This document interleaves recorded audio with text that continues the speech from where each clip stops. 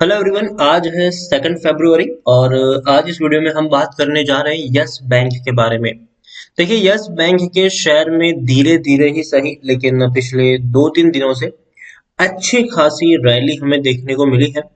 इससे पहले एक पैनिक फैला था इस शेयर को लेकर और शेयर 13 रुपए से लेकर 14 रुपए तक टूट गया था। और तब भी मैंने वीडियो बनाकर इन्फॉर्म किया था कि बेचने की गलती यहाँ पर मत करना, क्योंकि तेजी आपको इवेंचुअली देखने को यहाँ पर मिल जाएगी।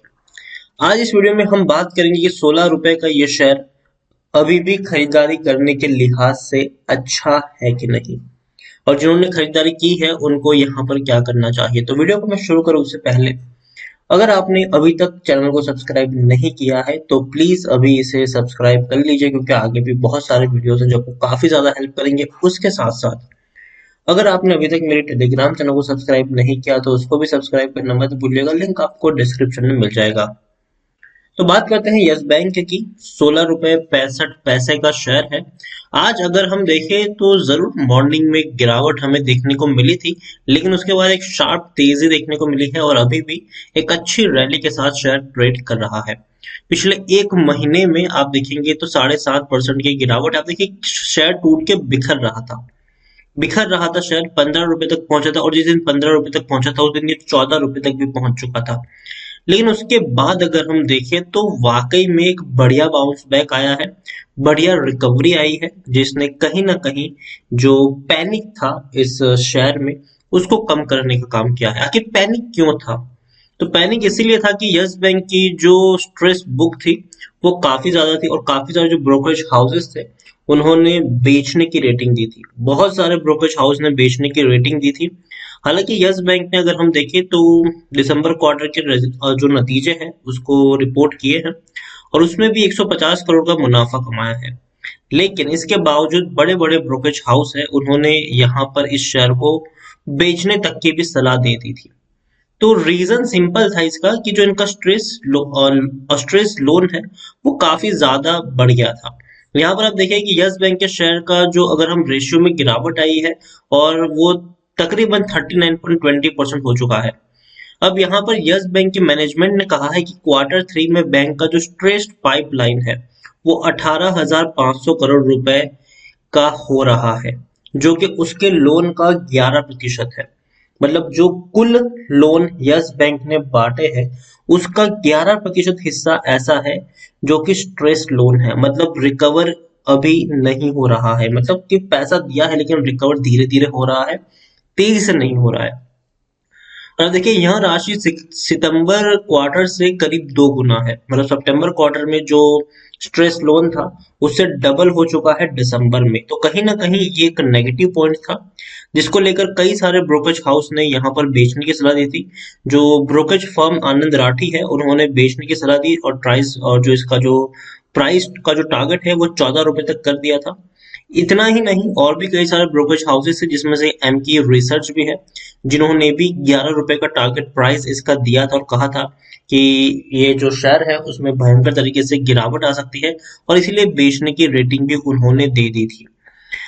एम की रिसर्च ने अपनी रिपोर्ट में कहा है कि बैंक के एनपीए में क्वार्टर 3 में सुप्रीम कोर्ट की रोक के कारण कमी आई है, जबकि बैंक का जो स्ट्रेस पुल उसके कुल लोन का 11% यानी कि जो 18,500 करोड़ रुपए है, जो दर्शाता है कि असेट्स क्वालिटी जो है वो अभी भी रिस्की है।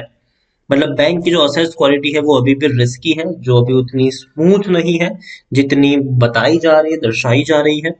इसके साथ ही बैंक ने अपने 4.10% लोन को रिस्ट्रक्चर किया है, जो देश के किसी भी बैंक से अधिक है।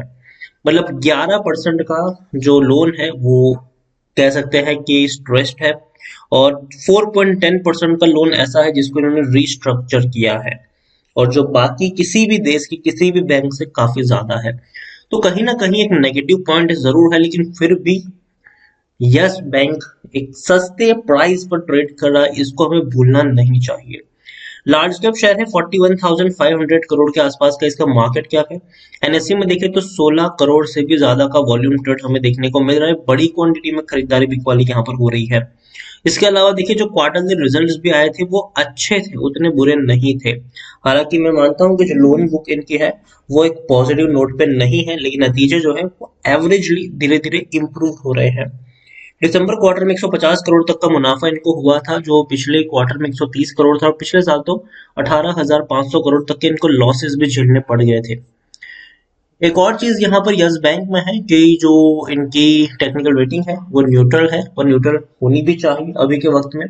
तो देखिए जो पॉजिटिव चीज है यही है कि बैंक जो है वो फंड रेजिंग की तरफ जा रही है। बैंक ने ऑलरेडी इतनी सारी फंड रेजिंग कर भी ली है इससे पहले कि बैंक के कामकाज को, आर बैंक के पास ऑलरेडी पैसा है कि वो अपना मैनेजमेंट जो है उसको चला पाए। दूसरी बात, काफी सस्ते प्राइस पर अभी के वक्त में ये अवेलेबल है। तीसरी बात, स्टेट बैंक ऑफ इंडिया का बैकबोन है, और अब स्टेट बैंक ऑफ इंडिया ने इसको वैसे ही एक बड़ी मुश्किल सिचुएशन से निकालकर बाहर लेकर आई है। तो मुझे नहीं लगता कि आने वाले दिनों में या सालों में ये बैंक को स्टेट बैंक ऑफ इंडिया या फिर इंडियन गवर्नमेंट डूबने दे सकती है।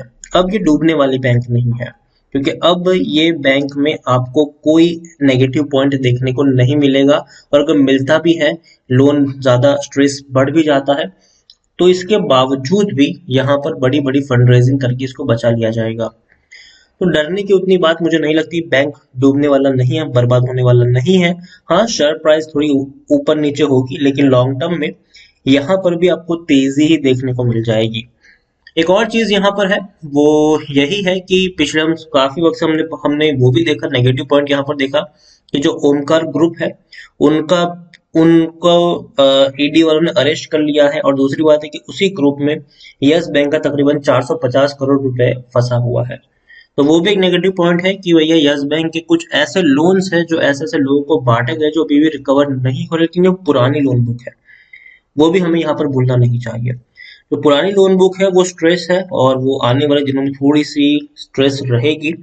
लेकिन यस बैंक जो चीज जिस चीज के लिए मुझे अभी ये पसंद आ रहा है वो यही है कि जो नई लोन बुक इनकी तैयार होगी वो स्ट्रांग लोन बुक तैयार होगी। अभी भी एक दो क्वार्टर इनके लिए थोड़े से रिस्की रहने वाले हैं, लेकिन उसके बाद आपको दोबारा से ये वो शेयर होगा जिसमें आपको तेजी देखने को मिलेगी। According to Moneycontrol user 89% लोग खरीदने की सलाह दे रहे हैं, 6% लोग होल्ड करने की बात की, जबकि सिर्फ 5% लोग ही है जो आपको बेच के निकलने की सलाह दे रहे हैं। यहाँ पर आप देख सकते हैं कि अच्छे रेवेन्यूज है। रेवेन्यू आप देखिए मेंटेन्ड है, 5,300 करोड़, 5,400 करोड़, 5,500 करोड़ तक की जो रेवेन्यू है वो मेंटेन्ड है। प्रॉफिट भी अगर आप देखेंगे तो प्रॉफिट भी धीरे धीरे इंप्रूव हो रहा है। ओवरऑल यस बैंक को लेकर मैं इतना ही कहूंगा कि अगर ये डूबने वाला बैंक होता तो ये कब का डूब चुका होता, लेकिन जब से स्टेट बैंक ऑफ इंडिया ने यहाँ पर इंटरवीन किया है, बाकी सारी बैंकों ने पैसा लगाया है, लेकिन तब भी मेरी बाइंग की रिकमेंडेशन नहीं थी। अगर आप मेरे चैनल को रेगुलर फॉलो कर रहे हो तो यस बैंक के ऊपर मेरी बाइंग की रिकमेंडेशन तब भी नहीं थी जब शेयर इस लेवल के ऊपर ट्रेड कर रहा था।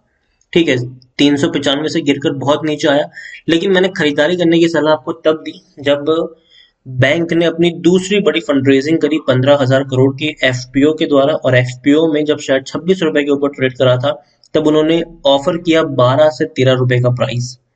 और तब पहली बार मैंने कहा कि अब मुझे इसका जो ट्रेंड है वो पॉजिटिव लग रहा है, अब मुझे ये शेयर सस्ता लग रहा है, अब आप रिस्क ले सकते हो। लेकिन 30-35 पर भारी रिस्क था खरीदारी करने को लेकर, लेकिन 12-13 रुपए के शेयर में मुझे नहीं लगता कि कोई बड़ा रिस्क है यहाँ पर। और अभी भी मुझे लगता है कि कोई उतना बड़ा रिस्क नहीं है, लेकिन फिर भी आने वाले 2-3 क्वार्टर काफी भारी रहने वाले हैं इनके ऊपर। तो मैं यही कहूंगा आपसे कि आप यहाँ पर तभी खरीदारी करें जब आपका नजरिया 2-3 साल का हो। अगर आपका नजरिया 1-2 महीने का है तो स्ट्रेट अवे आप यहाँ को अवॉइड करें, ये शेयर में बिल्कुल भी अपना हाथ मत डालिए। लेकिन अगर आपका नजरिया 2-3 साल का है इन्वेस्टेड रहने का, आप यहाँ पर खरीदारी कर सकते हैं, लेकिन वो भी आप एक साथ बहुत सारे शेयर्स खरीदने की गलती मत करिए। आप यहाँ पर सिर्फ और सिर्फ टुकड़ों में ही खरीदारी करिए। अगर आपको 1000 खरीदने हैं शेयर, सिर्फ 200 खरीदे, फिर वेट करें गिरावट आए और क्वांटिटी ऐड करें, वेट करें गिरावट आए और क्वांटिटी ऐड करें। एक और फंड रेजिंग की तरफ ये बैंक जाने वाला है 10,000 करोड़ की, किस तरीके से होने वाली है ये इसके बारे में कोई अपडेट नहीं है। तो मैं कहूंगा कि अभी थोड़ा सा स्ट्रेस में रहेगा, थोड़ी अप्स एंड डाउन्स आएगी यहाँ पर, क्योंकि जो रिपोर्ट आई है 11% का लोन जो इनका स्ट्रेस्ड है, ये वाकई में एक नेगेटिव पॉइंट है और काफी बड़ा नेगेटिव पॉइंट है ये, जो कहीं ना कहीं असर डालेगा इसके शेयर प्राइस पर। तो अभी भी अगर आप चाहें तो 1000 खरीदो, 200 खरीद सकते हो। फिर वेट करो, वहां से अगर गिरावट आए, दोबारा शेयर 15 रुपए के आसपास देखने को मिले, 16 रुपए से नीचे जाए, तो आप थोड़ी और क्वांटिटी ऐड कर सकते हो। फिर वेट करें, वहां से 14 पे जाए और थोड़ी और क्वांटिटी ऐड करें। फिर वेट करें, वहां से 12-13 पे जाए और क्वांटिटी ऐड करें। उससे नीचे मुझे नहीं लगता कि ये शेयर जा सकता है। 12 रुपए से नीचे मुझे नहीं लगता कि ये शेयर जाएगा। हालांकि 12 रुपए तक भी जाना थोड़ा सा मुश्किल है, लेकिन फिर भी अगर वर्स कंडीशन रही तो शायद जा भी सकता है। तो टुकड़ों में खरीदारी करिए, लेकिन लॉन्ग टर्म में ये बात श्योर है कि ये वो शेयर होगा जो आपको अच्छा रिटर्न देने का दमखम रखेगा। और डेफिनेटली लॉन्ग टर्म में आप यहाँ से उम्मीद भी कर सकते हैं कि शेयर आराम से 30 से 35 रुपए पर ट्रेड कर जाएगा। 2-3 साल का अगर आप प्लान लेके चलते हो तो उससे ऊपर भी निकल सकता है, वो भी आराम से। तो यही कहूंगा कि टुकड़ों में खरीदारी करिए, और तभी खरीदारी करिए जब आपका प्लान यहाँ पर 2-3 साल तक निवेशित रहने का हो। तो वीडियो को यहीं पे एंड करूंगा। पसंद आया हो तो प्लीज लाइक करें, शेयर करें। चैनल पर अगर आप पहली बार आए हैं तो प्लीज सब्सक्राइब करें। और यस बैंक के बारे में आप क्या सोचते हैं वो भी आप मुझे कमेंट में लिखकर बता सकते हैं। Thank you.